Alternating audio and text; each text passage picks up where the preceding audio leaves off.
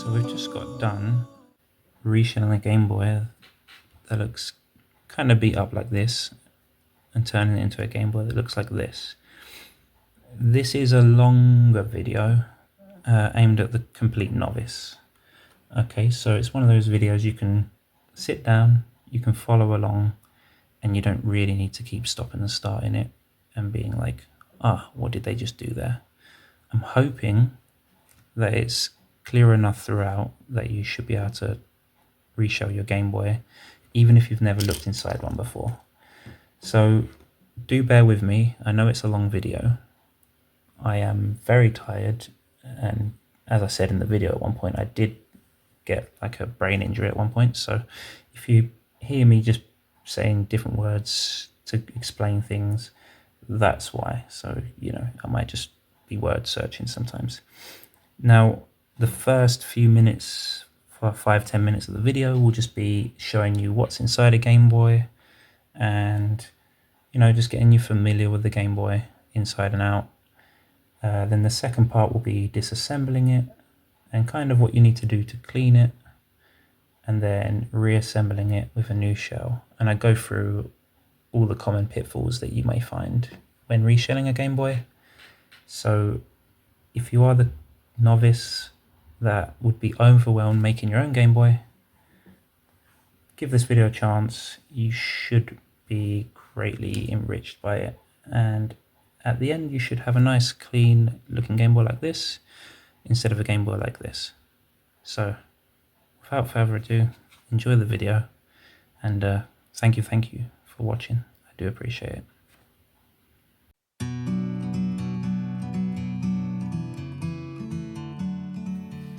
So I'm going to start off with getting you a little bit familiar with the inside of a Game Boy. This is a shell, a used old original shell.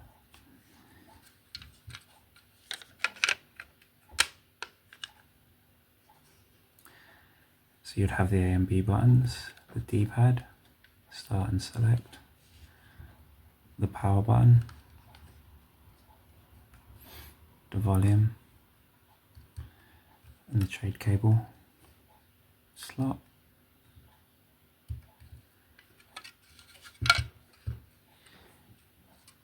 This here is the inside of the back, and this little part here is where the batteries will go into, in here. If you do have a Game Boy that is corroded on this side, and hopefully not on the other side, on the motherboard, then you'll be fine, because this bit doesn't go any further. So if you have any corrosion, that's where you'd want it.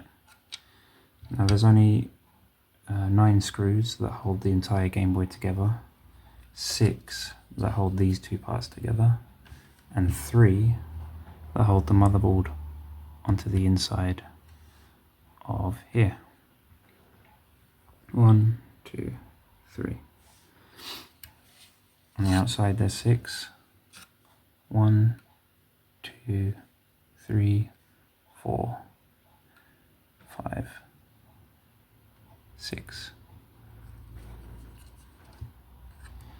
And usually there'll be 2 different types of screws, a tri screw and a cross screw. So if any Game Boy, you'll have not just the buttons that you're used to. This is the D-pad here, an old Game Boy, but you'll also have underneath the rubber contacts, and basically the buttons push the rubber contacts, which then touch the motherboard and make the connection so you can actually play the game. This here is a motherboard. B, A, that's the A and B button, and this is the D-pad. So if the D-pad's here, it would match up with here, like that. This is the speaker, and it goes in this slot when you're finally done cleaning or reshelling or repairing your Game Boy. With the old Game Boys, you do want to make sure that you can use your old speaker where necessary, but That means you just don't want to twist this too much, because you're going to loosen the wiring and snap it off. But they are quite robust. But if you know how to solder, it shouldn't be a problem. You can just like resolder it. It won't be a problem. Now the contacts that I told you about are the ones that you do need to worry about if you're buying second-hand Game Boys to like repair or reshell. Is that these ones, you don't really want them to be corroded, because then when you reshell them or get a new part like on here, it takes that little bit extra effort to solder them out and back on again from these 2 points here. This is your power switch. Sometimes if you haven't got power, just giving a little clean of isopro alcohol in this hole here and moving it up and down, fix it. But that would be the most basic fix. There's your light that you see on the outside of the Game Boy, the trade cable slot, the volume wheel, the cartridge hole,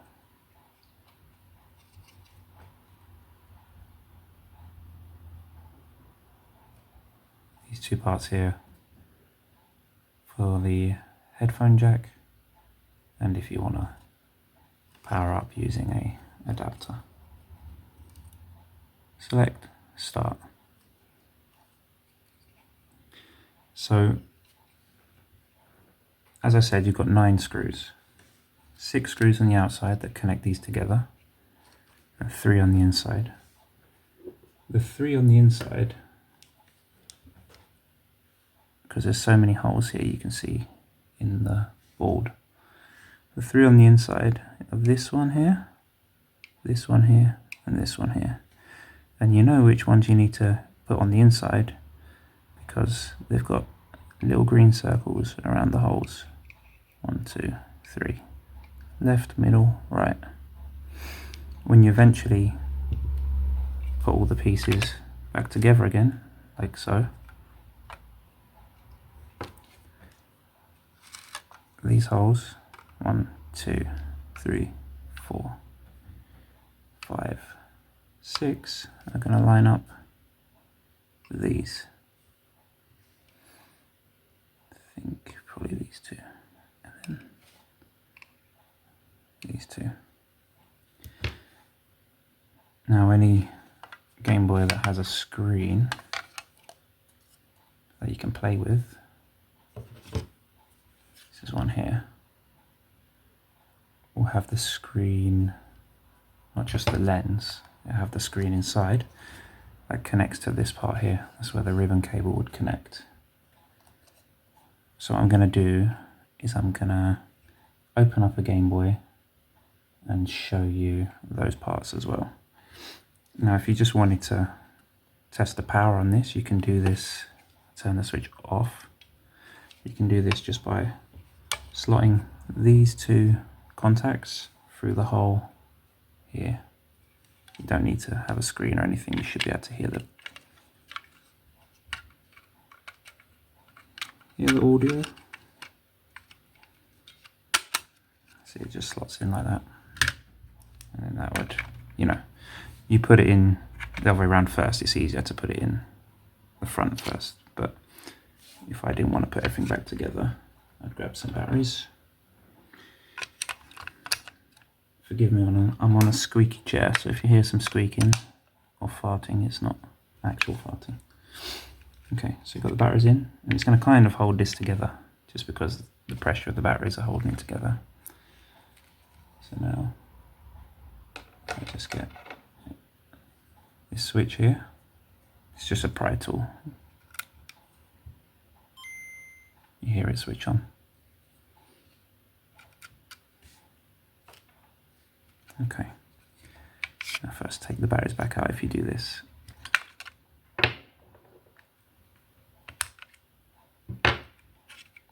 And they'll just fall back out because there's no screws in. Yeah, so that's the front side. Got the old screen lens in there. The motherboard. And the back side. There's going to be a few parts inside, but I'll show you those in a minute.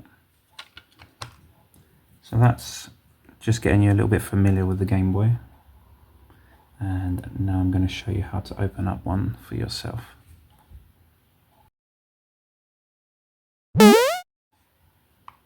So here I've got an old Game Boy I've not opened before. So we're kind of going into unknown territory just because there could be several issues. The most worrisome probably something like corrosion. So I've put some batteries in there. If I switch it on, it's working. I'll test it with a game that I know that works. Yes, that looks fine. And I do apologise if I go in and out of shot. I've tried to give myself some markers here, but this is my first video that I'm doing, so I could make some mistakes. Now the A and B buttons are quite resilient. They're not wanting to press unless I press real hard. I've got to press that hard. Not pressing hard. And that works. So it's always good to test your console and see what's not working. Start button's not working, but if I press it really hard, it should work. Yep. Now what's happening there is those rubber contacts I showed you earlier, like this. Let me turn this down. They're dirty, or this is dirty. So this is a cleaned Game Boy here, or a motherboard. So it should work just fine. I might give it a small clean before I reshell it, because I've had it out for a few days. But yeah, that's why that's probably not pressing. It's probably nothing serious like erosion. At least I hope it's not, because then it wouldn't be worth buying this really, unless I got it for dirt cheap. So I'm going to switch that off and then open it up like I told you. Okay, let's take the game out, put it aside. So we've got the back cover, just throw it off to the side, you won't need it.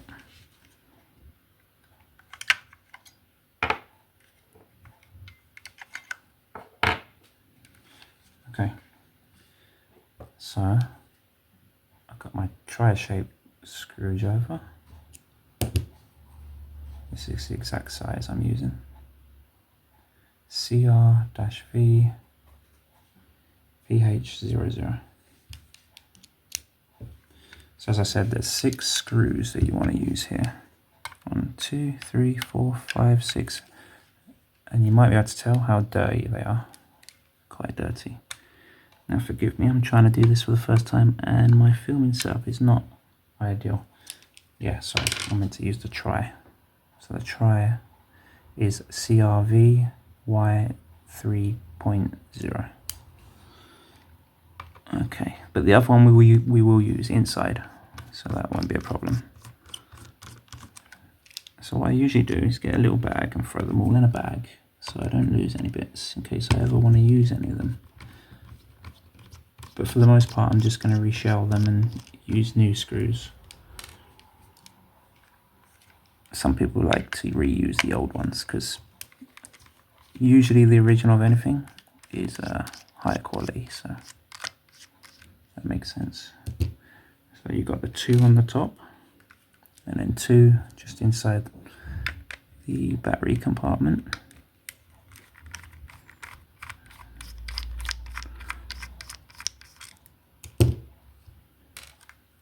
Okay.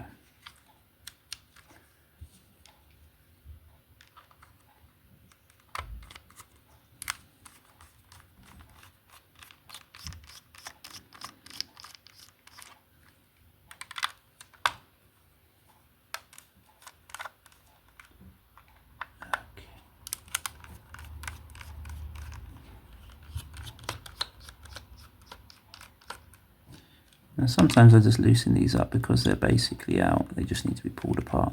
And because they're so dirty, the magnet in the screwdriver doesn't want to pull them out as easy. This one's usually the one that sticks in the most out of any shells. You see it's still in there, but it'll just fall straight out like that. So now you've got the inside that's identical to the one that I showed you earlier, just a different colour. Except this is also still in with the screws. So we're going to change our tri-bit over to the Phillips style. We've got the switch, and then this piece up here covers these two infrared. So just notice if you reshell or take these in and out, which way round they are. You notice how this side has the two bumpers either side. So I just pull this out. It doesn't matter, I can be quite heavy with it.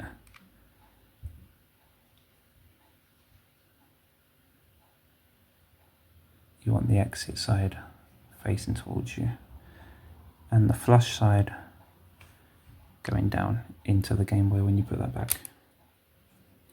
And this is the switch here. Very simple, just literally flies out like that. Now I've got the right piece in. So 1, 2, 3. So one here, one in the middle near the Nintendo sign, and one just behind the contact. So I'll start with the one behind the contact. Oh, sorry, I'm blocking you there. As I say, it's my first video and my setup is not ideal. I'm kind of in my own way one moment, and then I'm not seeing if I'm in your way the next moment. Okay, so I've got the right one out, left one out. Just got to take the last screw. That's all of the screws in the Game Boy. That's that simple.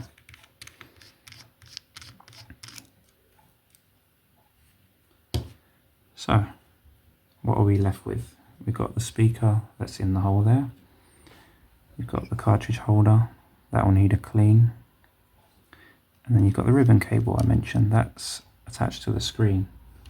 So what you're going to need to do is get your pry tool, or your fingers, or whatever you need to use, your fingernail. And they're quite robust, but try and be gentle. Just push up this part here. There's like a little notch. It's like a stick in the ground. You just kind of got to pull it out. And it only comes out like a few millimeters, and then that releases the ribbon cable on that side, and there's one on this side. There you go. Now, because all the screws are out, I can just literally hold the cartridge holder and then pull it out. The speaker will give a little bit of resistance when I do this, but that's fine.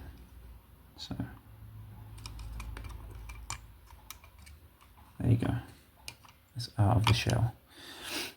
Now, it's only the ribbon cable that's left. Get it to about this angle, and just make sure you've undone the locks properly already, and it should pop out just like that. Yeah, just give it a little pull, a gentle pull.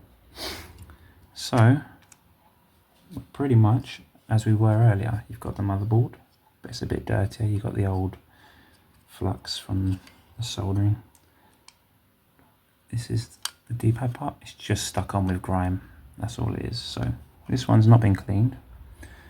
And when you clean it, you want to make sure, you use isopropyl alcohol. You can use a toothbrush when you clean it. You can use Q-tips, but I use both. Q-tips to get the finer finish on the buttons and things, the contacts. The one thing you don't want to drown in isopropyl alcohol is this right here, the speaker, because it will inevitably just get in the holes around the edges here, and then you'll end up with a dud speaker. They're not hard to replace or expensive, but it's just the extra time that you don't want to lose, right? So as I say, try and leave it in position as much as you can so you don't wear out the wire and snap it off.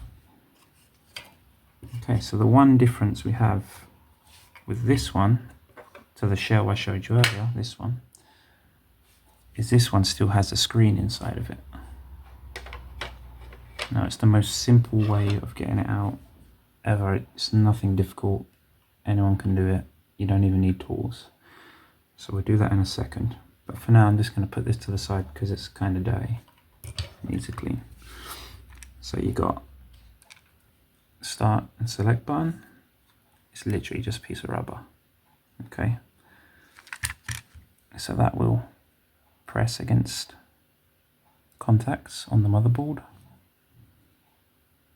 And as you see how dirty they are, I hope you can see, that's why they're not pressing properly. So the contacts are quite self-explanatory. This one here, see there's like a big bit of plastic and a small bit of plastic. So that's the A and B button. So if you was to put contacts on, it's super simple. Just match it up. Small hole, big hole. Okay. So if I just hold those in for a second, that's B, A, D-pad. I'm going to let go and it just fall out. So that's super simple. Like literally, if you notice, this one here and this one here, that's A, right? And that's B. Notice they're a different pattern. So when you put them back, you literally cannot make a mistake because it just drops in. If I use that and I try and put the A button inside the B slot, even if I fit that side, this side won't fit. So cast that worry away, you're not going to make that mistake. Okay. So we're left with the screen. That's the one without the screen in, but it has the screen lens, right? So this is the part that people like to replace.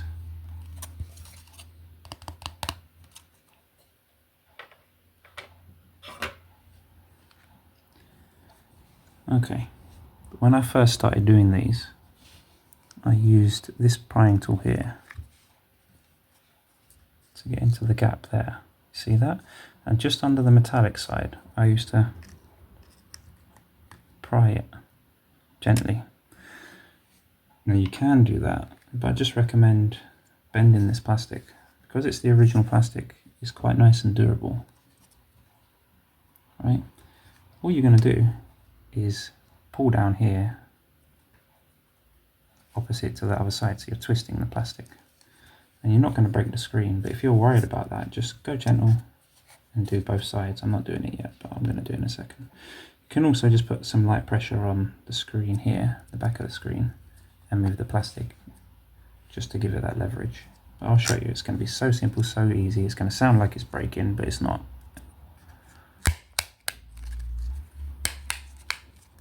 Now it's basically all loose. I'm going to put a bit of pressure on here to get that out. And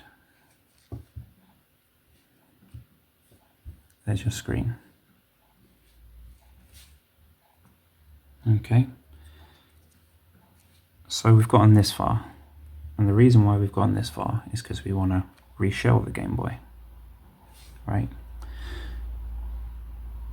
Now, a lot of people will make a well, I'll get the shell here. There's a new shell, right? Okay. This one's a transparent one. Okay, let's move that aside a second. There's a new screen lens. Okay, got a protector on this side, and you've got a sticky bit on this side. Now when that sticks onto the new shell, bring the new shell, probably shouldn't have used transparent because it's harder to see things, but when you've got the new shell, it drops in this side, and your screen, notice there's a pattern around the old screen here, and the cable goes into this groove. Obviously it goes down, face down, right? So a lot of people don't even use any like adhesive or anything, but you see it can move around a little bit. And you notice the black lines here, it can be a little bit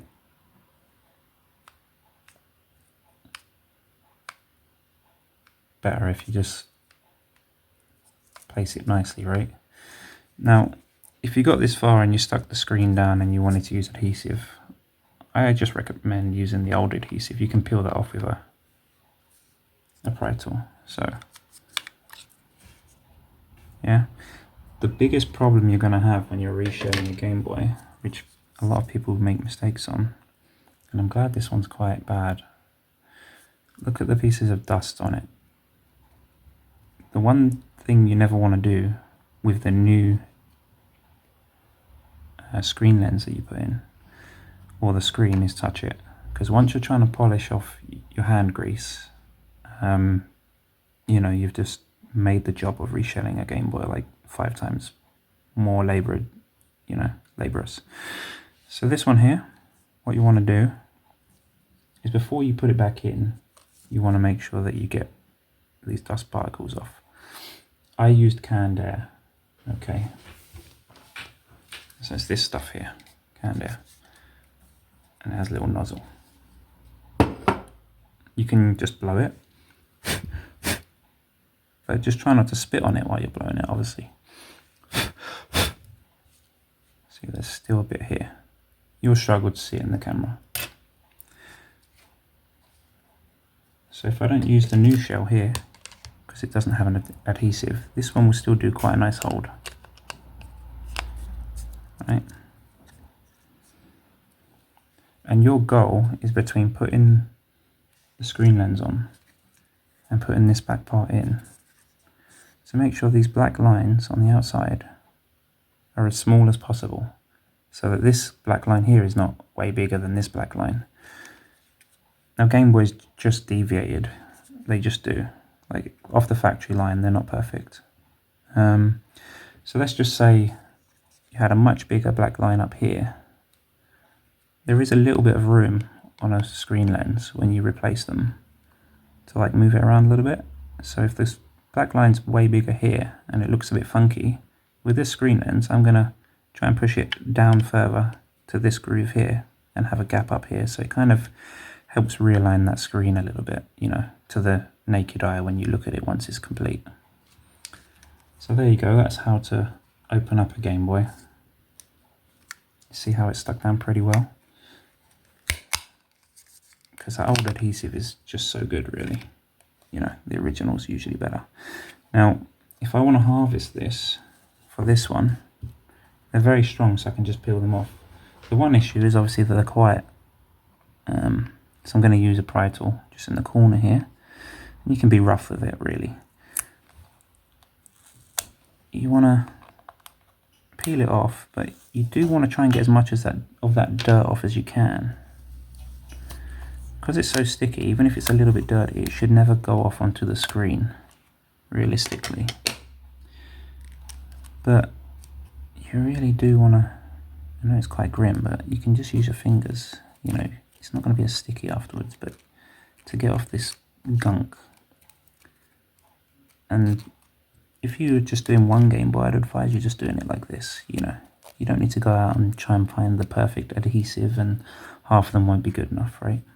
So if I want to harvest this and pop this in here, I'm just going to turn it around.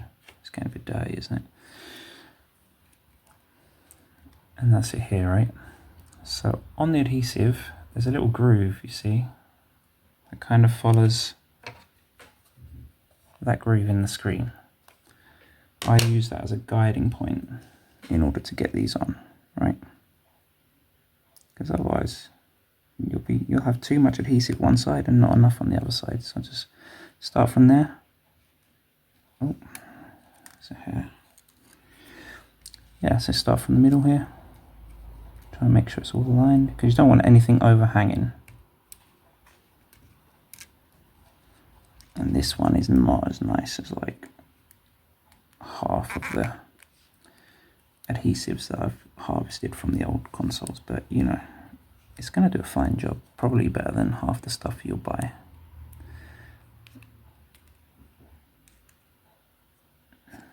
So that's kind of going to hold the screen in place, right?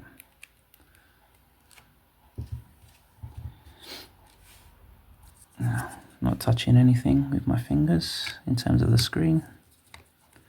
Now if I pop that in the new one, just give it a little press around the sides. There we go. Now as I say, the lines, right? a little bit out, so you can try and adjust it as best you can. But I'm going to leave it there now, and in the next video I'm going to show you how to reshell it into a new Game Boy. So yeah, thanks for watching. I know it's a bit dull and I'm a bit all over the place, but it's my first set of videos and I got a bit of brain damage too, legitimately. So there we go.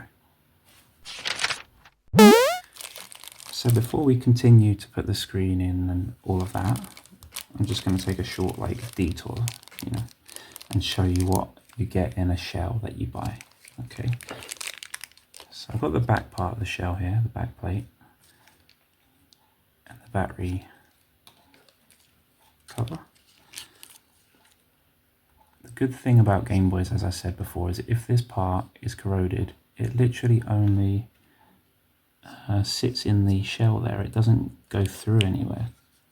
So unless the rest of the Game Boy is corroded, which that can be a bad sign that it may be, then you're completely fine to buy a Game Boy where this is corroded if you're going to reshell it, because you've got a brand new battery contact here. So this is the back part of the shell. It came with these, the start and select button contacts, the D-pad contacts, and AB contacts. But I think it'll be nice to use these ones, red ones, because you can see it through the transparent case. So we'll see how that looks when we finish. I've also got buttons, and I had to stop filming because I had 2 B buttons that came out of the bag, so that definitely sucked, but I had extras, so we're good, they match and everything. So got A button, B button, the switch, and the D-pad. Now you won't have anything for the volume because that's built into the motherboard, so don't worry, you got a volume button, well, wheel here. Now the one thing we'll do in a minute is we will have to trim the plastic on these. Notice how there's little bits overhanging? It's where they're pulled off of, when they're produced, they produce many buttons at once, and you just got the factory imperfections that kind of hang over. We can just trim them. It's worse if they hang over on the circle part of the button, because, pop these down, say for example,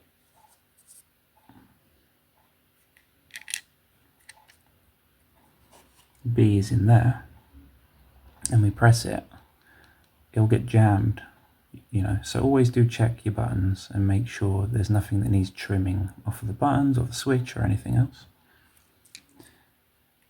You may notice the lighting's changed because it's gone dark now, so all we have is synthetic light, no natural light anymore.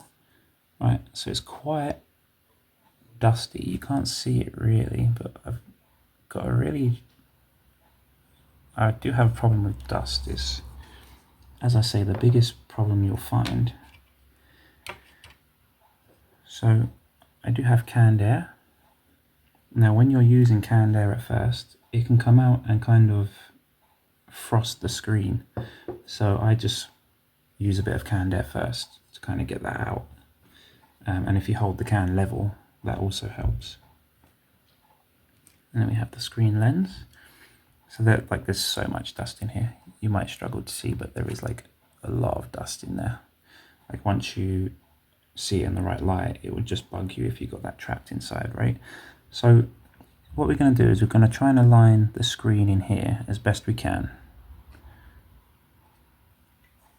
So I'm going to move this around a bit just to figure out the best angle that we need.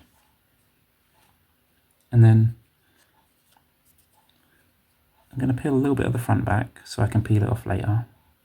Now the one disadvantage of not taking the protective bit off of this part now is I can get all the way to the end of the build, take it off and realise, oh, there is still a piece of dust in there, but I couldn't see it because, it distorts the vision through the screen. And this particular screen lens looks like it has a sticky cover here, and then another cover in the middle for the screen itself. So we're probably going to have to peel off 1 and 2 pieces on the back. and then at the end I like to peel it off right at the end. So yeah, this one here, let's go ahead and get the dust off there, the majority of it. When I peel this off, I may give a bit of a spray here and here, and then quickly try and get it together and avoid dust getting in. Because one of the things you'll realize doing stuff like this is there's dust everywhere and we're breathing it in all the time. It literally is impossible to deal with. Well, it's not. There is ways. You can be in a steamy room, like go into a hot room like where the shower's going, and that'll let the dust get heavier and go lower to the ground and not be so much of a problem. But yeah, in everyday life, in households, you're going to have dust, a lot of dust. So let's just take this up and see if we can't align it a bit better. Let's see. It's actually pretty good. The right side looks a bit lower than the left side, like this way. So I'm going to kind of push that up a bit more. So if I see, I use the tool here. I can just do it lightly since it's been restuck. There we go. Let's see. The line's bigger this side, so we're going to push it a bit more that way, which is that way.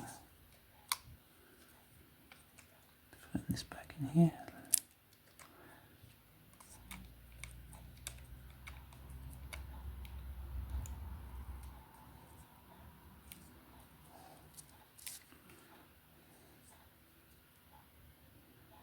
And that's pretty good. So I'm going to stick it a bit more gently around the edges. And then lots of dust in there. Let's do a bit of spray this first. See, I've got this here. I'm going to get further away so it doesn't ice up the screen, because that will be trouble.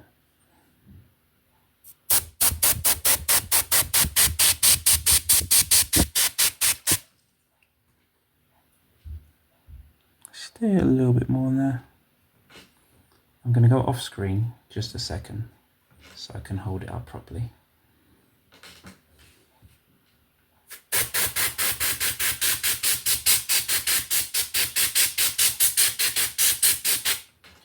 Now the reason why I'm spraying it so much is because there's some stubborn bits.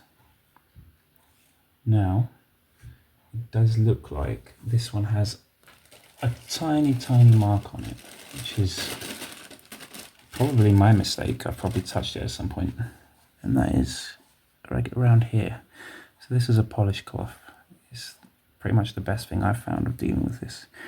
Now you probably wouldn't notice it yourself unless you're in the exact right light, but the standards are pretty high when it comes to dust under the screen, because I do sell these, and it would bug me, and so it may bug some, and that's really quite difficult to get off. I'm holding the back of the screen so it doesn't fall out as well. Now what I'm doing here is I'm adding more dust, but trying to get away that little smudge, and it's very faint, and we've pretty much got it. So I'm just going to leave it there and get rid of the rest of the dust. And as I say, we haven't really touched the screen and made a big grease mark and had to clean it off and then smudged it and then got all the dust of a cloth stuck in the adhesive, and it's all hanging over the screen. So we're still in a pretty good position. But if that happens and you want to get it perfect, it can take a long time to resolve that issue. So let me just spray that again. I'm going to kind of move it this way.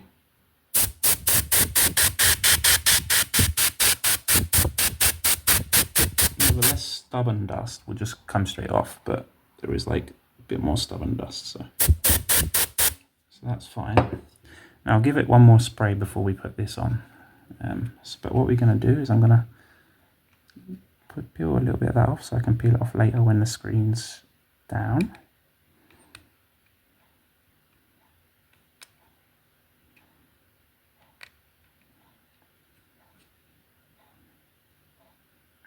Being careful not to touch the screen behind here.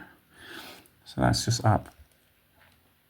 Now you can take this off now and make it all easier on you, but I like to peel it off at the end so I don't get more dust on the front of the screen so it looks brand new. Okay, so the lines are pretty even, so I probably shouldn't need to adjust it too much when I put it down, but I can kind of eyeball it a little bit. Okay, so now we're going to take these off. And again, you really want to be careful that you're not touching the screen lens, because they are very static to dust. Okay, beautiful. Now any dust that's in the rim is probably going to fly straight at it. Okay, so I'm going to give it one little blow of the canned air, and then we're going to try and pop this on.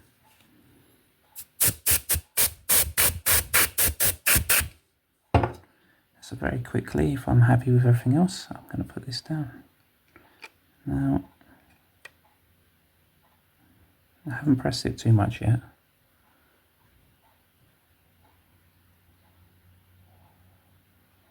There we go. So I looked at it and I'm like, yeah, it's pretty good. If one side seems like it's too much, you know, I think this black line's slightly larger. You can kind of still, when it's not pressed down much, go to one side.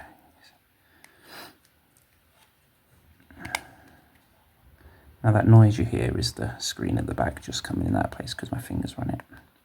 But you just want to gently go around the screen edges here so it's nice and on. Now I'll leave the plastic on until I finish and I'll peel it off at the end. Now if there's any dust in there and I can't see it, it can be a pain. I might have to redo everything. But not redo everything, just open it up and mess around with the screen, which really is half the job or more. So we're all ready. So I'm going to face this down. And now we need to trim the buttons. It's the fun part. Okay, so I've got a styling knife.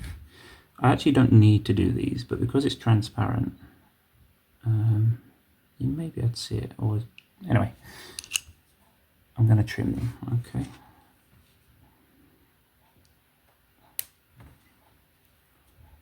But these shouldn't really affect the function.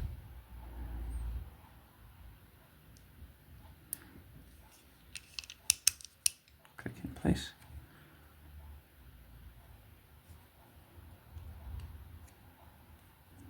Obviously you can use whatever you need to use, just make sure you don't cut yourself. This one's fine really. Got the switch here. The switch is one of the more important things to trim. It shouldn't affect it too much on the edge here. So we'll trim that. Being careful of course. But if you're sliding the switch and there's like a bump on one of these edges, you might tighten your switch a little bit to the point where it impedes the function. Now we can start putting in the pieces, the buttons and all the bits that we removed earlier. So on the switch,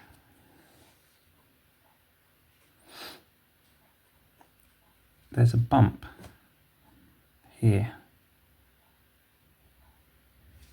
Now that bump is what touches the bump in here, and that's what gives you that nice click when it goes over.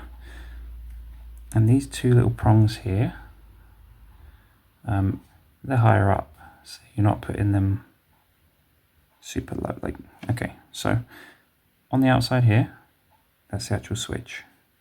Okay, and this bit here goes into the hole here. Okay, and the two prongs are kind of overhanging because that's going to touch. It's going to put that inside of it. The switch is going to go in that hole there. All right. So if you hear this,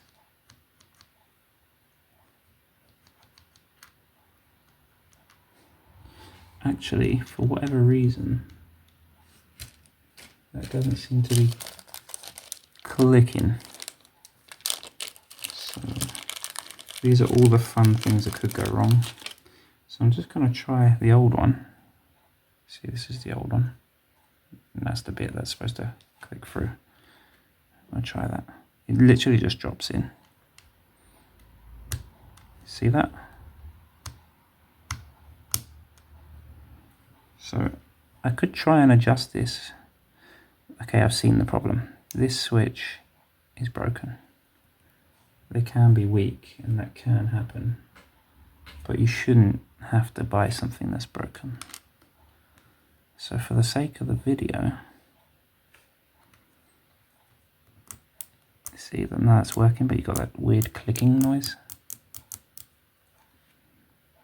because this bit here, you see it's broken. It's hard to see in the camera.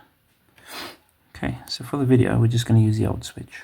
Alright, so the 2 prongs out this way at the top of the switch, and you're just going to drop it in and you'll find your groove. It's like that'd be the on, that'd be the off. Okay, so then we've got the A button in there, just drops in. As I say, you cannot make a mistake on this, it's impossible to, just the way it's built. Okay, this is the D-pad. Again, there's a groove here. It's going to go where the little bar is there. It will literally just fall in. You cannot make a mistake. So I can either use the original of the top part here, or I can use the one that comes with the pack of screws. Now don't worry if you've got too many screws. We sometimes put a few extras in, but if I drop those there for now, the longer ones will be for the outside of the case. See, there's a bit hanging off here, so I would trim that bit there. It's not part of the natural product.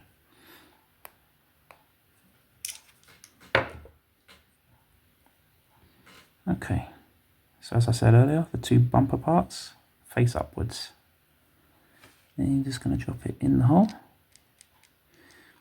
Now sometimes with these shells it struggles to fit in here, but then you try it with an original bit and it works just fine. So let's have a little look here and see if it works before we go any further.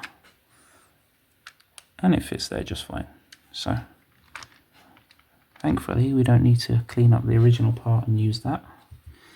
Right, so now the select button and start button is one button, and it's the contacts, that's why they're rubbery. So it's 2 in 1, buttons and contacts. Okay, so as I said earlier, you cannot mess it up, it's literally so easy. The big hole, small hole, okay, and you want the black pieces facing at you. Okay, so big hole on the big bit of plastic, small bit of plastic through the small hole. Okay, these are universal, so you can do it the same, so it doesn't matter. So the black bit is facing at you, just make sure they're clean. And there's like a bar here and there's a bar here, they just hook to it. Now it's not going to be completely flush until going that way, until we put it together, because the buttons are being pressed on the cloth of the table. And in the start and select button, just drop in there, super simply like this. There's a bit of dust in here, so I'm just going to blow it out. Okay, so you've got your pieces in now. Sorry, I know I'm haphazard at the moment because I'm getting tired, but I've got the switch, the top piece, D-pad, the start and select button, and the A and B button. Okay, so from here on out we can just drop the motherboard in, and then we're going to put the 3 small screws on, and then we can put the back cover on. We still got to put the screen together as well. So switch is on the off position, which is down. You can see it says on and off. So if I just try and drop here the switch in between the gaps here, and I'm going to also try and drop the speaker in the hole here. If you notice, the speaker has a groove here and a groove here sticking out. That's going to go in the grooves here. Okay, it's harder to see because I stupidly used a transparent one. So that's in. The motherboard's going to go over it. And as you can see, it's sliding in nice and easy through the switch. You see that in the hole there of the switch? Now, if you look right here, where this little target is, there's a piece of plastic sticking out, and that's what is your contacts going through, where you hooked up your contact for the buttons. So if you kind of just move the motherboard, that little bit of plastic goes through that hole, and now you're really in. Okay, or where it's supposed to be, there's the indent where this is inside, that's in, and the motherboard's pressing the speaker down. So what you can do, just hold it all together with your thumb, and then you can just literally push back and drop it in. Okay, so we're going to close the clamps. Now what I like to do is I like to, when I press one side, I press the other side. This side's going to pop out a little bit, so just go back and forth a few times when you've done it. So okay, the ribbon cable's in. It just literally slides in, okay, so don't panic, it's quite durable. Put it in the lip, boom. So get our pry tool, close it off, close this side off, and you see what I mean? Just here, that popped out a little bit, so I'm going to pop that down, that's fine. Okay, so from here on out, we're going to have 3 screws. Let's pop this down, make sure it's still flush. 3 screws, small ones. Now, the bit's still the same. And as I said, it's very simple. Ignore all the holes in the Game Boy motherboard here, and just go for the 3 with the circles around the hole. 1 behind the contact, 1 in the middle near the Nintendo sign, and 1 off to the right here, just right of the capacitor. So here we go. I like to kind of eyeball it and see how the shell's doing. Like line it up with the shell, you know? So I'm going to look for the hole, nice and flush. And then I'm going to... Okay.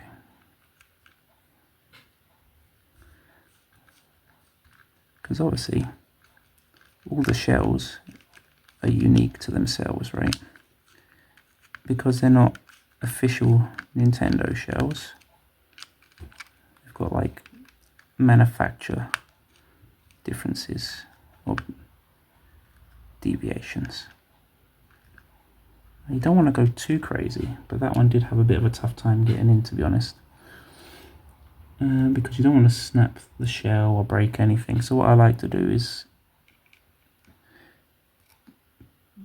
you know, be gentle when I get into like the end of the screw, and just let it kind of feed itself through and give it a little bit of like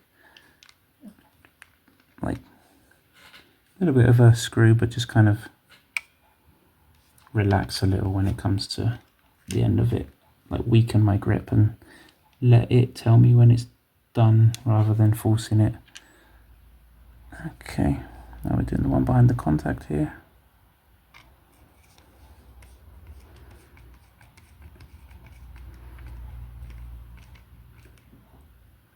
Okay, so the one we had a bit of trouble with, we can go through and just tighten them up.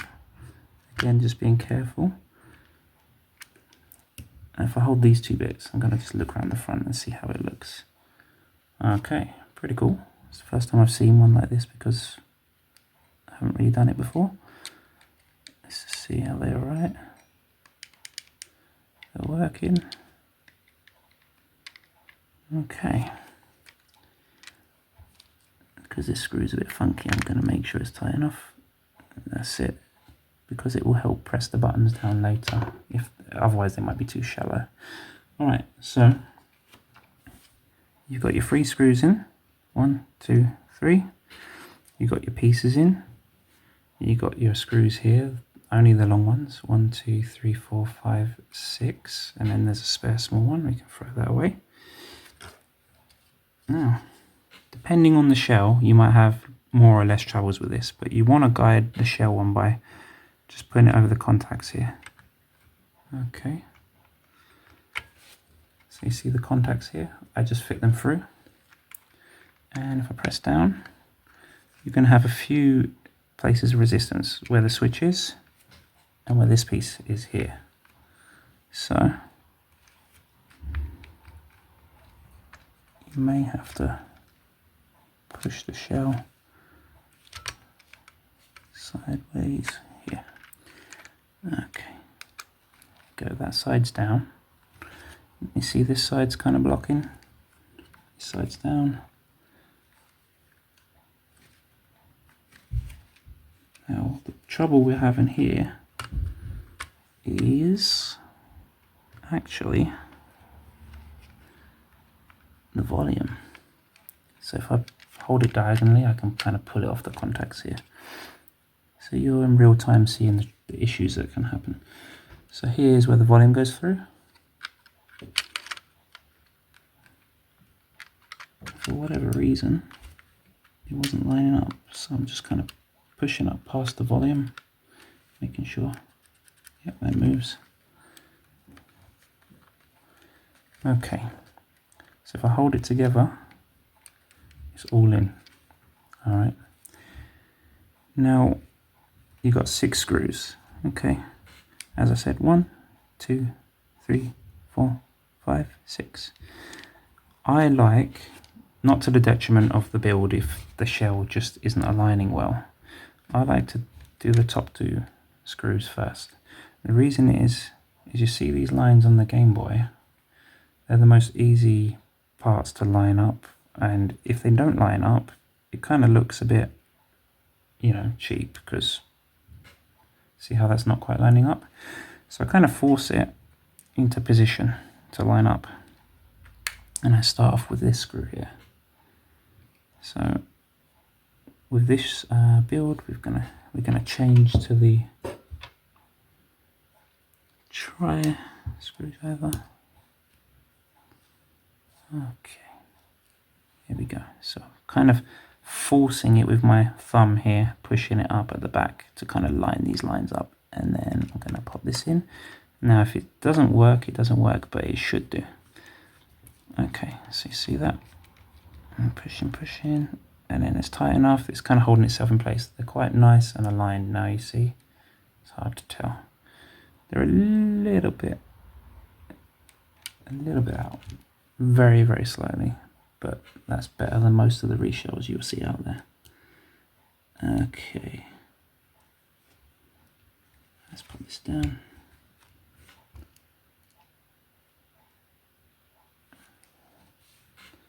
And this bit here. Now, before I screw it in, I'm going to want to do the same on this side.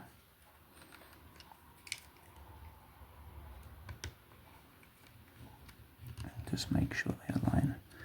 Now, if you had taken your screen protector off on the lens, on the outside, just think how messy it would have been by now with your fingers doing this. Now that one isn't perfectly aligned, but the most important thing is the volume and all the buttons and things work. So those 2 are in. Switch works fine. Now the last 4 screws, one on the left here, the one on the right, drop that in, and then the 2 at the back. Okay. I've got a light straight in my face here, so forgive me. Okay.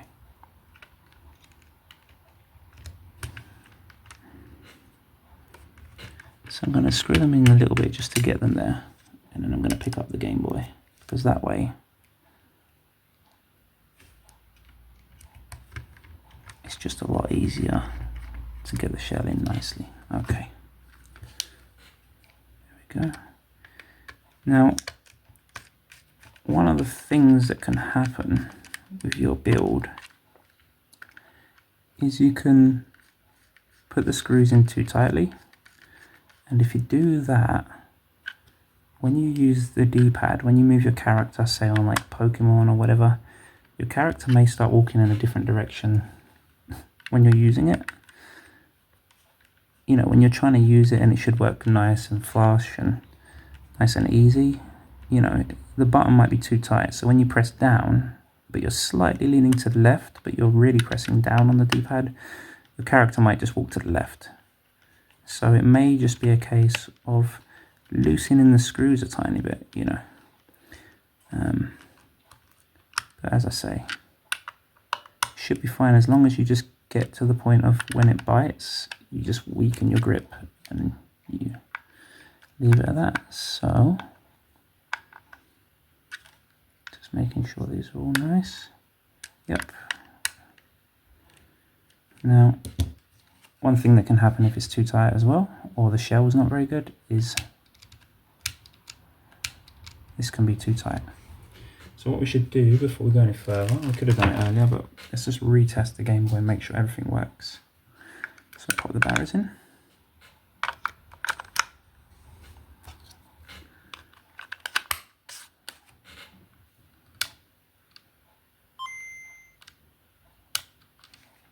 The switch sounds a bit funky, but it's fine. So this is just the screen protector, right? Looks pretty cool. Bit of dust in there. It's not the end of the world. So what we're going to do, last but not least, we're going to test the game. That looks pretty cool. I actually like it more like this than putting the sticker on, but for the sake of the video I'll put the sticker on. So that still works, right? Nice. Let's test our buttons. They're really quite nice actually. Let's see. Can I press? Okay, so that's better than it was before, right?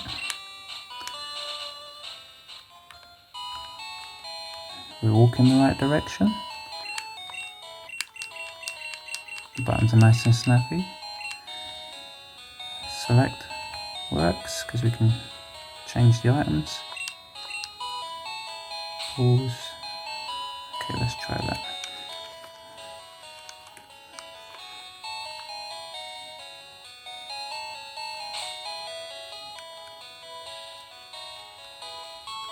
Okay. See, because I'm filming, I didn't clean this as well as I should have. So just when you're putting the buttons in, just make sure you give it a clean right beforehand. The start button does work, but it's not working perfectly. I'm pressing it a bit too hard. A bit too hard for my liking. But that's a simple fix for me, right? I can go in and fix that within like a minute or two, so it's not a problem. Okay. Now this is where we're going to ruin the Game Boy and put the sticker on. Okay, so let's get our sticker out. Now, you don't want to try and start in the middle. You just want to get your sticker and you want to line it up by seeing how much space. If I put it like, if I give myself like a millimeter gap on this side, how much of a gap do I have on the other side? About a millimeter, right? So that's perfect. I actually did that first time. So it's about 2 millimeters at the top, 2 millimeters at the bottom, millimeter that side, millimeter that side. So I like to start off seeing how much space, because they do deviate on the shells, how much space is on the left when I pop it down, right? So there's only like a millimeter. So you want to start off by sticking this side and then just like follow it down. As long as you know if there's a millimeter there, there'll be a millimeter there. And that's how you get a nice sticker put down. Now what I'll do, I just use something soft to like press it down nicely so I don't get it all greasy in that. So there you have a nice new reshelled Game Boy. This is the one you saw at the beginning of the video. And then we have more Game Boys that need doing. So let's do the final part. I know it's been a long time, thank you for sticking with it. And we'll peel this off. It's the moment of truth. Any dust in there? I think we did pretty good. There might be one tiny bit that most people will never notice, especially in normal lighting. There we go.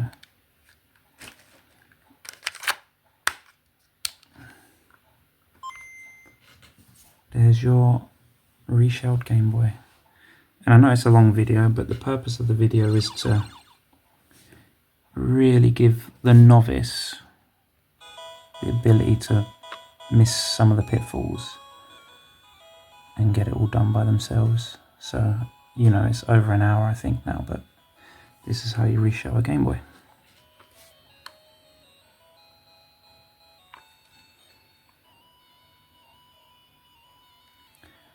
And the contacts look really quite nice with the red, to be honest.